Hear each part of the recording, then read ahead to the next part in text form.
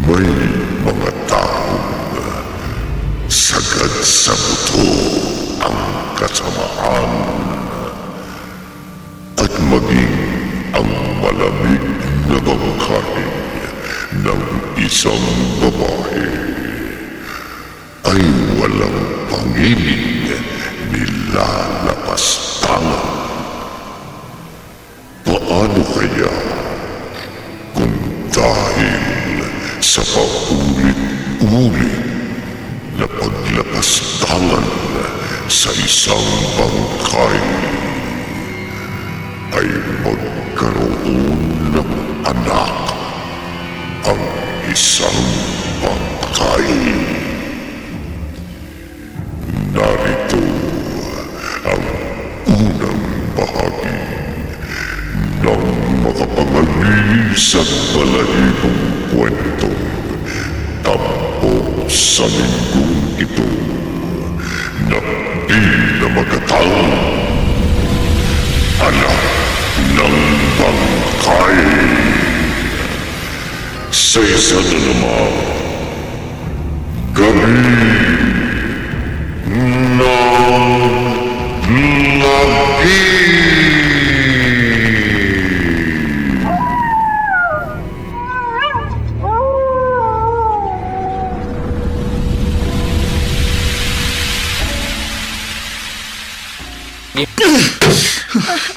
Mark, huwag kang magdabog.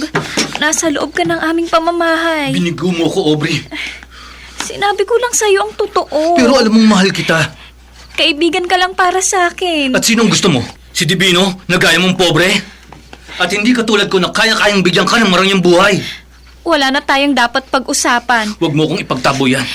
Inaasahan kong ito na ang huli mong pagdalaw sa akin. Hindi ko matatanggap ang kabiguan ko sa'yo. Mark! Walang ibang lalaki makikinabang sa'yo, Aubrey.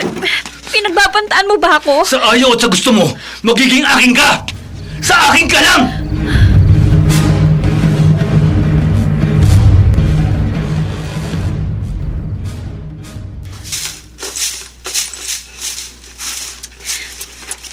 Ate Selly, bakit ka napapailing? Narinig kong banta sa'yo ng Mark na yun kagabi, Aubrey. Huwag mong intindihin yon. Hindi ba maperang pamilya nila? Kahit mayaman si na Mark, hindi niya ako maaaring gawa ng masama. Dadalawa na lang tayong magkasama sa buhay. Mula nung sabay na namatay sa aksidente ang ating mga magulang. Hindi ko mo mahirap lang tayo. Magpapatakot na ako sa lalaking yun. Pero, paano kung daanin ka niya sa dahas?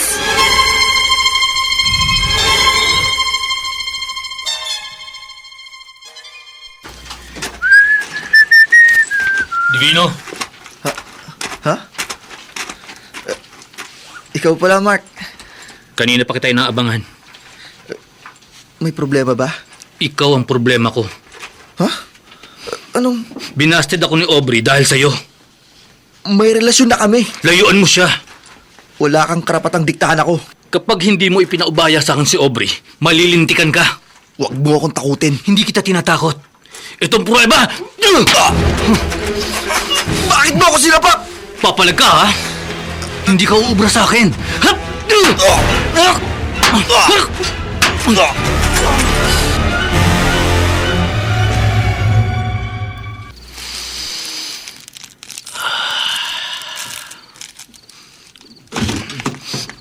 Mark, Mama, ano yan? Nagda-drugs ka na naman? Mama, alam mo matagal ko na tong bisyo. Simula nung mamatay ang papa mo, wala ka nang ibang ginawa kundi magbisyo, makipagbasag ulo. Huwag niyo nga akong istorbohin. Aba, ayaw mo nang pasaway sa akin? Dahil diyan sa masamang bisyo mo? Meron ka pa raw binugbog kanina doon sa kabilang barangay. Wala yon. Ay naku, Mark! Hindi ko na alam ang gagawin sa'yo. Mama, ano man ang gawin ko, huwag niyo akong pakialaman. Dahil kung hindi, magkakagulo tayo.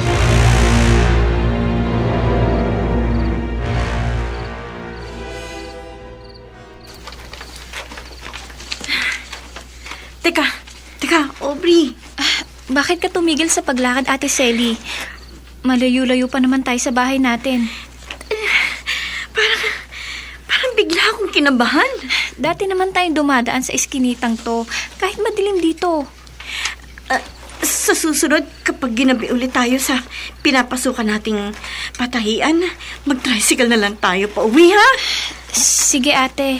Ito paano sa batok mo?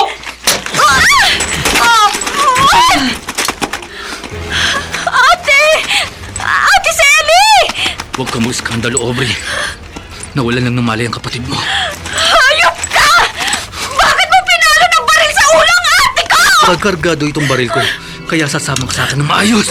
Halika sa kotse! Bitiwan mo! Kapag pumalag ka, pasasabugin ko ang utak mo!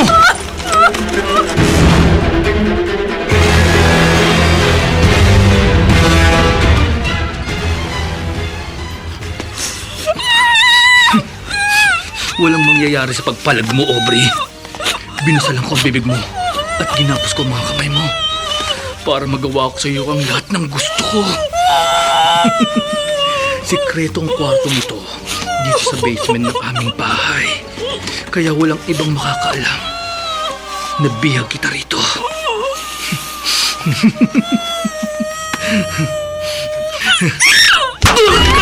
Gaga ka! Bakit mo ako sinipa sa pagitan ng mga hita mo? Pipigay ko ang leg mo! Dudurugin ko ang lalamunan mo!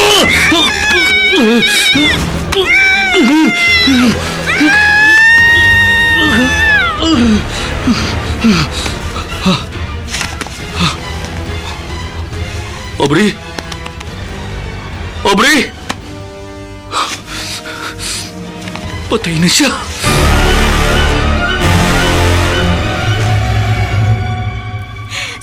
Sarmiento, dinukot po si Aubrey. Sinong dumukot sa kapatid mo, Selly? Hindi ko alam. Nawalan ako ng malay nang may pumalo sa ulo ko. Ha? Kaya hindi ko nakita kung sinong tumangay kay Aubrey at kung saan siya dinala. Mabutit nag-report ka kagad dito sa presinto. Kaya mga pulis ang inaasahan kong makakatulong sa bunsong kapatid ko. Kaya nung matauhan ako, tumakbo kaagad ako dito sa inyo. Sige, huwag kang mabahala. Tulungan niyo sana ang kapatid ko. Ngayon din hahanapin ng mga kasama ko ang kapatid mo. Sana mailigtas niyo siya. At huwag magkatotoong kabako na napatay na siya.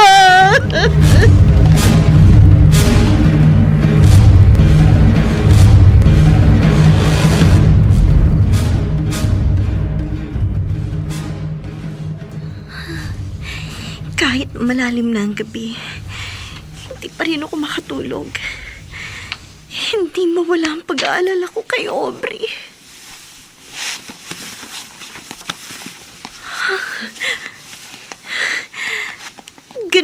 Ganito rin ang nararamdaman ko nung bago na aksidente ang mga magulang namin. Ngayon po malulung ang aso.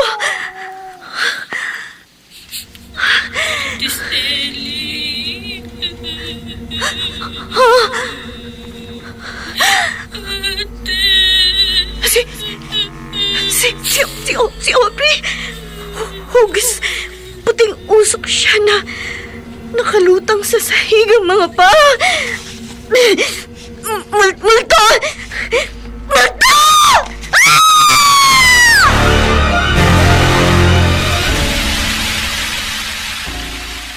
Ano, Selly? Nagpakita sa'yo kagabi ang multo ni Aubrey? Oo, Divino. Kaya pagkagising ko, pumarito kaagad ako sa'yo. Naunahan mo lang ako. Talagang pupunta ako sa inyo para alamin kung ano na ang naging resulta ng paglapit mo sa presinto. Wala pa rin balita ang mga pulis sa paghanap nila sa kapatid ko. Maghahanap rin ako. Naglaho rin kaagad ang multo ni Aubrey kagabi. Pero nakatatak pa rin sa isip kong kanyang mukha. Gagawin ko ang lahat para makita siya. Umiiyak ang multo ng kapatid ko, Divino. Nasa mukha niyang pagmamakaawa sa akin ang paghingi ng tulong. Matatagpuan rin si Aubrey. Iisa malamang ang dahilan. Kaya nagpakita sa akin ang multo ni Aubrey. Patay na siya!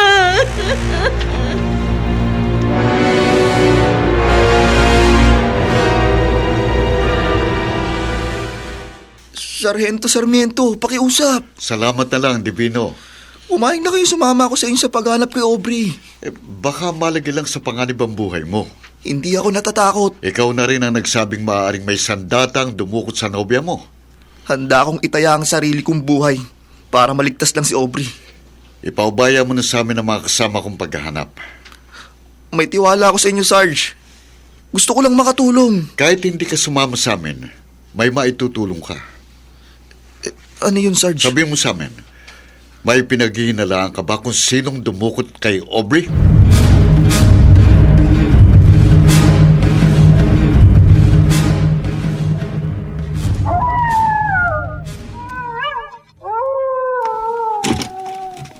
Aubrey?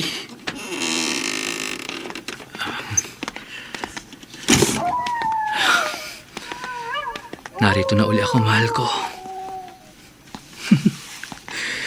Sabi ko nga sa'yo, hindi ako papayag na lumipas ang buong araw na hindi kita makikita at makakausap. Kaya kahit malalim na ang gabi, naparito pa rin ako sa kwarto sa basement. Mahal kita, Aubrey. Mahal na mahal. Kaya ginawa ko ang lahat. Kahit gumastos ako, magkaroon lang ako ng mga kailangan para mapanatili kong sariwa ang iyong katawan. Ang iyong mukha at katawan na sinasamba ko.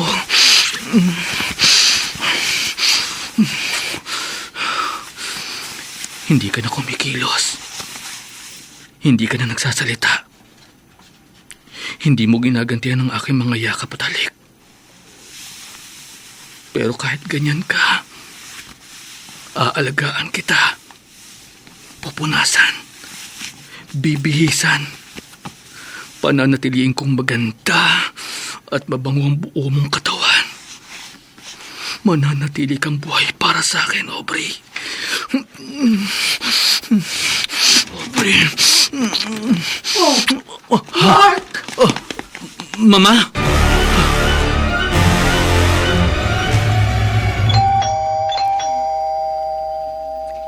Tao po!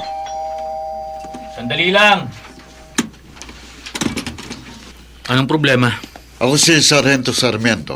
Alam ko. Naka-uniform ka. Siya ang sinasabi ko sa'yo, Sarge. Mark, Huwag mong sabihin ipapupulis mo ko dahil sa panggugulpi ko sa'yo nung minsan, Divino. Wala na sa akin yun, Mark. Iisa ang dahilan kaya sinamahan ko rito si Sargento. Si Aubrey. Aubrey? Mark, nawawala raw ang nobya ni Divino.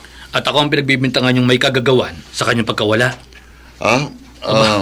Magdaan-daan kayo sa pagkilos at pagsasalita. Huwag niyo akong pagbintangan. Maaari ko kayong kasuhan. Hindi ka namin pinagbibintangan. Nagbabaka sakali lang kami na baka may nalalaman ka sa pagkawala ni Aubrey. Wala akong alam. Umalis na kayo. Mark! Lumayas na kayo. At baka magkaligtikan tayo.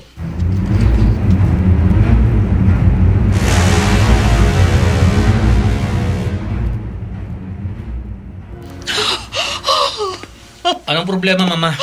Mark! Ang bangkay ng babae doon sa basement. Si Aubrey yun. Sinabi ko na sa'yo kagabi. Siya ang babaeng pinakamamahal ko. Siya ang dahilan. Kaya magdamag ako hindi nakatulog, hindi rin ako makakain. Bakit mo pahihirapan ang sarili mo? Patay na ang babaeng yon. Sinabi ko na sa inyo, para sa akin, buhay siya. Buhay na buhay. Hindi ka dapat magtago ng isang bangkay sa pamamahay natin. Mama, wag niyo na akong kontrahin. Dapat na mailibing yon. Sabing wag niyo akong kontrahin. Ang braso ko, Mark! Aray! Wag na wag. Nasasaktan ako. Bitiwan mo ko! Mama, hindi ka lang masasaktan. Kapag kinontra at pinakailaman mo ang pag-aalaga at pag-iingat ko kay Aubrey, kahit sariling magulang kita, baka mapatay kita. Anong klase kang anak? Mas mahalaga pa sa'yo ang isang kakilakilabot at nakapatidiring bangkay kaysa sa sarili mong ina! Anong klase kang anak?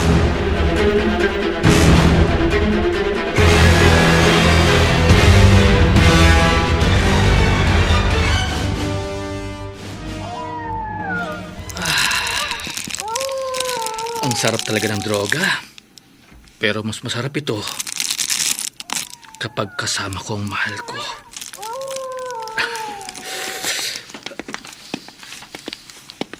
Aubrey, nakita mo sana kung gaano kita kamahal. Grabe kitang ipinagtanggol. Sabi ng mama ko, patay ka na. Dapat ka nang ipalibing. Pero hindi ako pumayag. Walang kahit sino ang maaaring maglayo sa'yo sa akin. Patay ka na raw. Matigas na raw ang iyong katawan. Malamig, mabaho, nabubulok na. Nakapangingilabot at nakakapandiri. Pero para sa akin, ang katawan mo ang pinakasariwa at pinakamalambot na katawang nahaplos at nayakap ko. Ang iyong mukha ang pinakamaganda. Ang iyong kutis ang pinakamakinis. Ang iyong labi ang pinakamabango na hindi ko pagsasawa ang halikan. Gaya ng dati mahal ko. Hayaan mo lang akong tanggalin maging ang kahuli-hulihan mong saplot. Gusto ko makita uli ang katawan mong sinasamba ko. Ang kaakit-akit mong kabuuan na nagpapaligaya sa akin. Hayaan mong painitin ka uli ng aking pagmamahal. Aubrey. Aubrey.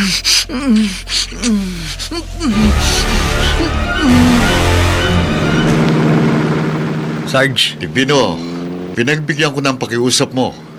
Sinama ka na namin ang mga kasama ko sa paghahanap sa nawawala mong nobya.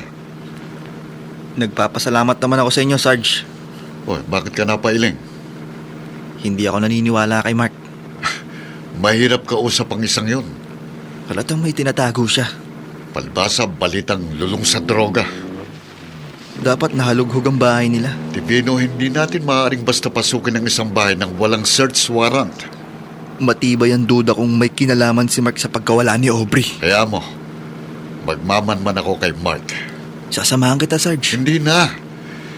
Ipaubayaw mo sa aming mga pulis ang aming trabaho. Pero, Sarge, Wala ka bang tiwala sa amin?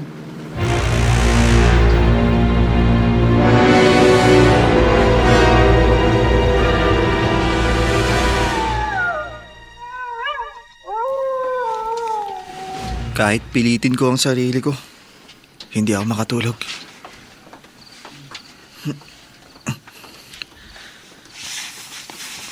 Kung pumayag lamang si Sargento Sarmiento, kahit ako mag-isa, papasukin ko ang bahay ni na Mark. Maaring naroon si Aubrey. Divino!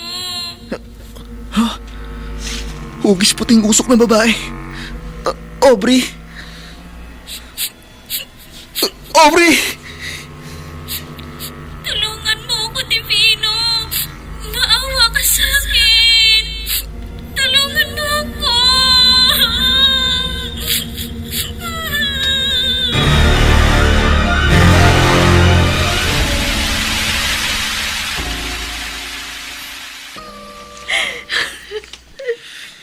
Selly, huwag tayong mawalan ng pag-asa. Ikaw na rin ang nagsabi, Divino.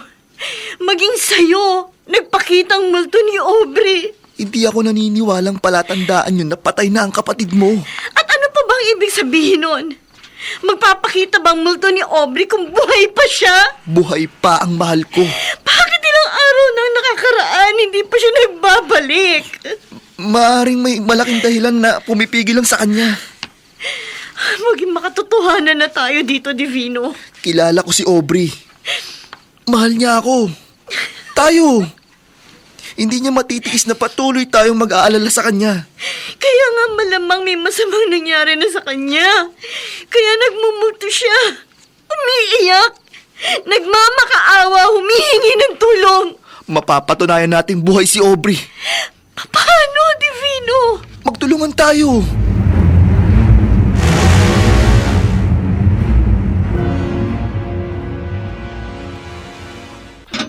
Pasok ka, Seni. Sally po, Mrs. Serda. Mama, Mark, bakit mo papapasukin ng babaeng yan? kapatid daw siya ni Aubrey. Alam ko. Kilala ko siya.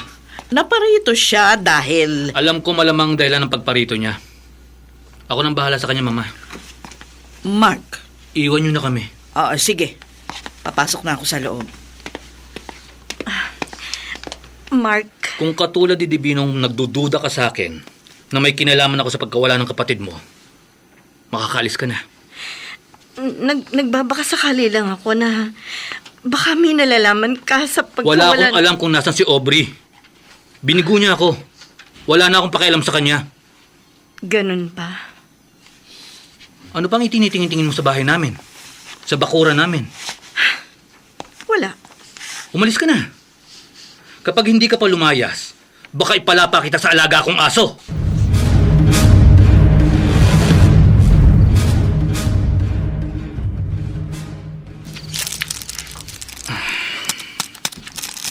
Habang nagtatagal, lalo akong nangaakit kay Aubrey. Hindi ako nagsasawang angkinin siya. Gaya ng dati, kapag may tama na ako ng gamot, tatabihan ko ang mahal ko at muli akong magpapakaligaya sa kantungan niya.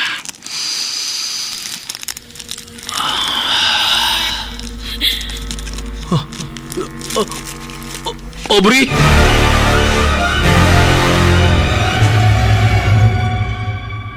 Divino, wala pa ring resulta sa paghahanap namin sa nobya mo. Pero hindi kami tumitigil sa pag-iimbestiga. Naniniwala akong ginagampanan niyo ang inyong tungkulin, Sargento. Kapag may development na sa kaso ni Aubrey, ipapaalam agad namin sa'yo. Salamat, Sarge. Kaya kahit hindi ka na mag-abalang pumarito sa presinto. Naiintindihan ko kayo. Pero sana, maintindihan niyo rin ako. Divino, Maniniwala lang akong walang kinalaman si Mark sa pagkawala ni Aubrey kung mapapatunayan kung wala siyang itinatago sa bahay nila. parang nahuhulaan ko nang nasa isip mo. Mag-iingat na lang ako. Divino, huwag kang magkakamaling pumasok sa bahay ni na Mark. Sarge, Baka may masamang mangyari sa'yo.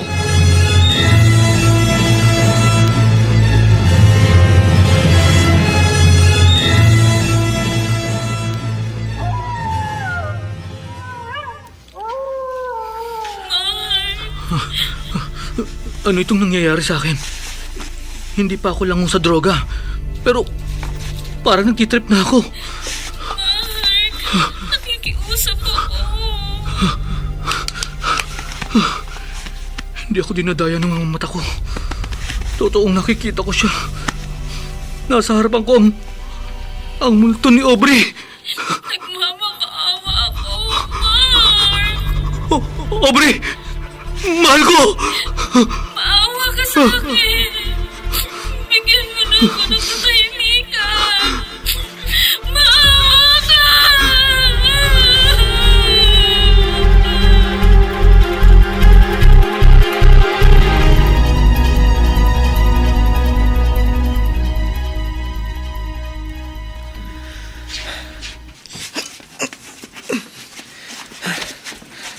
ngayong nakasampa na ako sa ibabaw ng pader ni na Mark.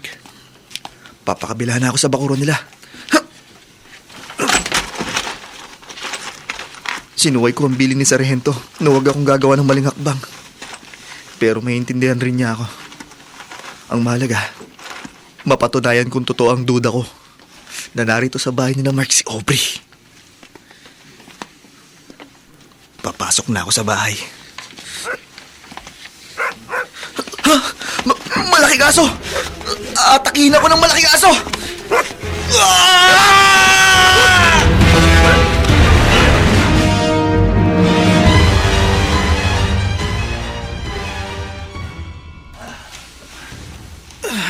Pasalamat ka, Divino. Nakalabas ka pa ng buhay sa bakuran ni na Mark. Hindi ko inaasahang may malaking aso doon, Sarge.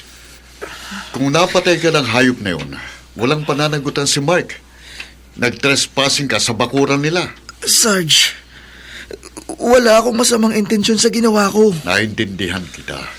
Pero wag mo nang uulitin yon. Sarge, Baka kapag nagtangka ka pang pumasok uli sa bakuran ni na Mark, mapatay ka na.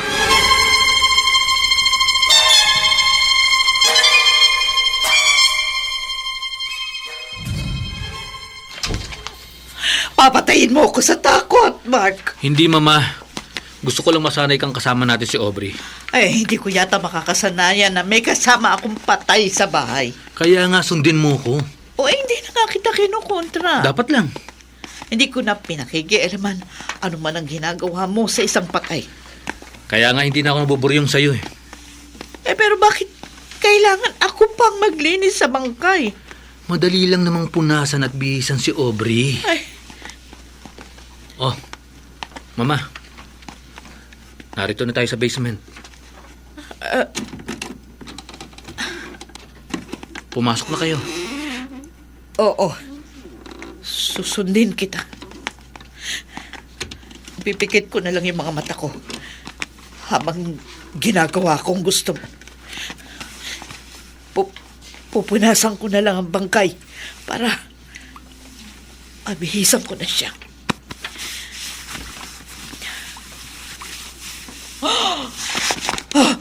Mark! Mark! Bakit, Mama? Bakit biglang nanlaki ang mga mata mo? Ang tiyan ng bangkay! Pumipintig! Ha?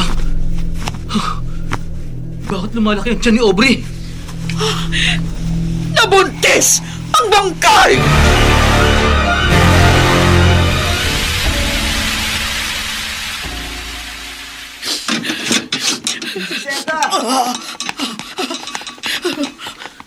Bakit gulat na gulat kayo? Huwag ka maingay.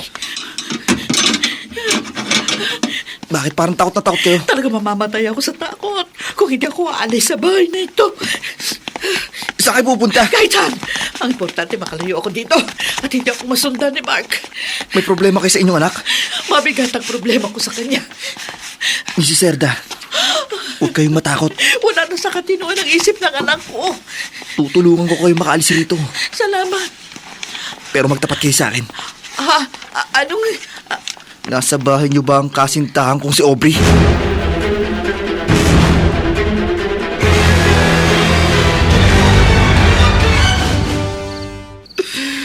Selly. Ano, Divino? Patay na si Aubrey? Yun ang tiniyak sa akin ng mama ni Mark.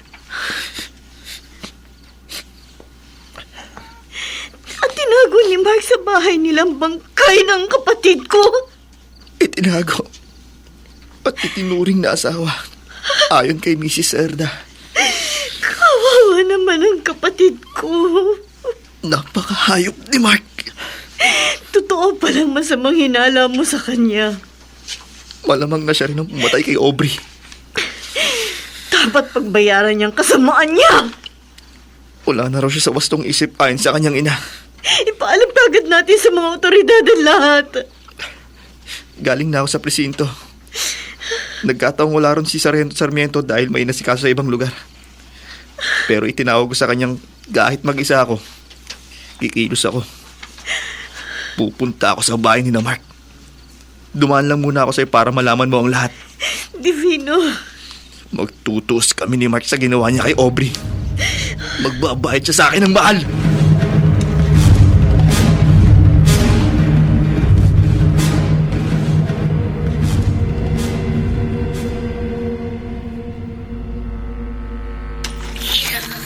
Huwag kang lalapit ka, anak!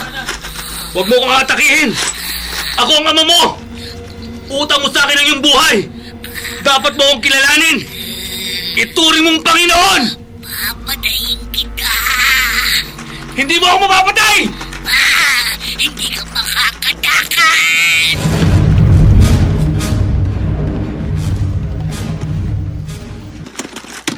Maligno! Akong harapin mo! Ikaw ang unahin kong patayin. Ikaw ang mamamatay! Hindi mo ako mapapatay.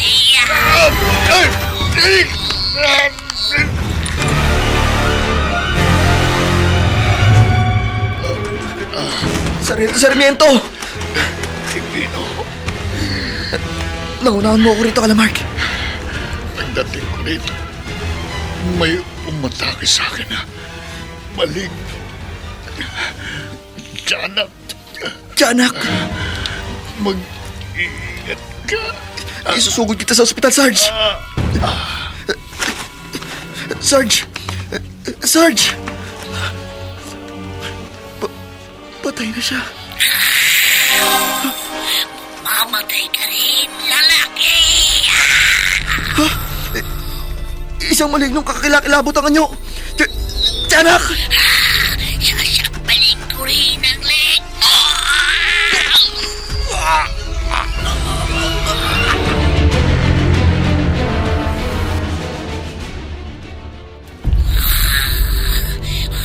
Ano pa ako nang magiging biktima ko? Papatay ako lang papatay. Lalambatin kita, Tiyanak! Huli ka! Hindi ka makakawala, Tiyanak! Bibihagin kita! At hindi kita pakakawalan hanggat hindi mo ako kinikilalang ama! Hanggang hindi mo ako tinuturing na Panginoon!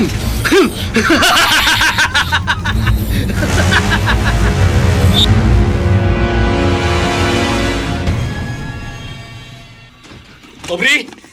Matutuwa ka sa ibabalita ko sa'yo. Nabihag ko ang anak natin. Binihag ko siya para kilalanin niya akong ama at maging sunod-sunuran sa lahat ng gusto ko. Ha? Wala rito sa basement ang bangkay ni Aubrey? Nasaan ang bangkay?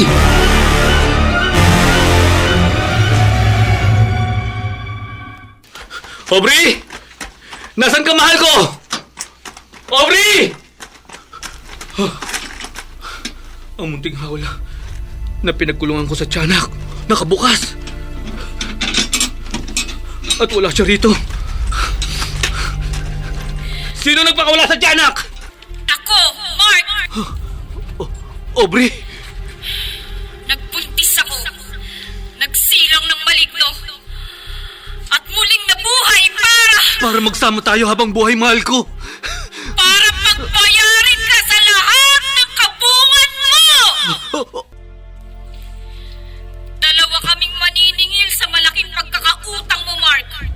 Ako at ang aking anak! Mamamatay ka! Mamamatay ka!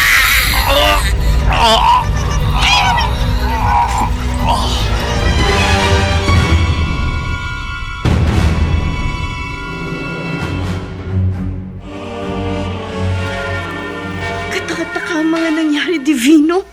Milagro! Oo, Selly. Tama ka. Milagro na nakaligtas ako sa pag-atake ng tiyanak. At ang higit na nakapagtataka, nakita mo ka mo na ang pumatay kay Mark ay ang tiyanak at ang nabuhay na bangkay ni Aubrey. Ganun nga. Matapos nilang mapatay si Mark, parang nauupos na kandilang bumagsak si Aubrey at ang maligno. At hindi na sila muling kumilos. Para matahimik ng kaluluwa ni Aubrey, bibigyan natin ng marangal na libing ang kapatid ko, Divino. Oo, Selly. At isasama natin sa kanyang kabaong ang bangkay ng maligno. Para matiyak natin kailanman hindi na muling magsasabong ng lagimang tiyanak na anak ng bangkay.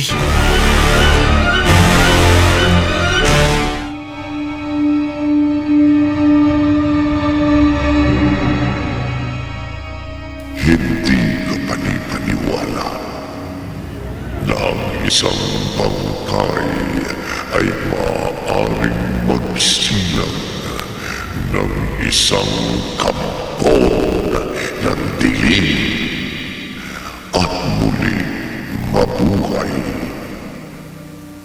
Ang maliwanag, may mga misteryong maaaring maganap upang wakasan ang kabungan ng isang taong walang puso at kaluluwa.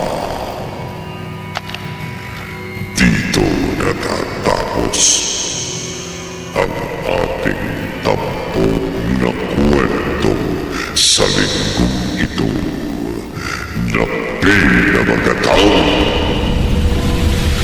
Anak ng Bangkay. sa isa na naman gabi ng lagi.